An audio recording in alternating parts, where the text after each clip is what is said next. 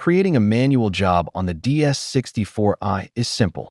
Start by clicking New Job, then select Manual. Use the Job Wizard to select a carrier envelope. There are pre-selected sizes to choose from. You can also select a custom size. In this example, we will choose a standard size. Once you select your envelope size, click OK.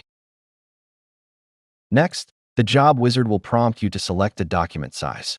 There are standard sizes available to choose from, as well as a custom size document. In this example, we will choose a standard size document of 11 inches. In the upper right corner of the Job Wizard screen, you can choose your page count. This refers to how many pages of the document you have. Click OK. Now, you can choose an enclosure type and size. This might be a BRE or custom size enclosure.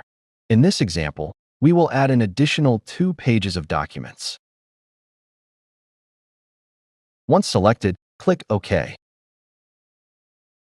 Click Next. Now you will have the option to select a fold type.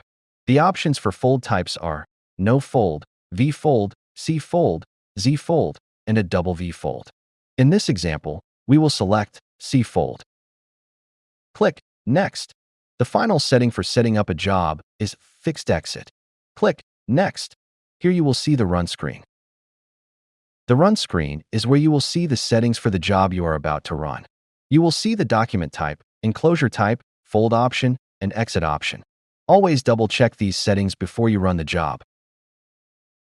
Choose a name to save the job.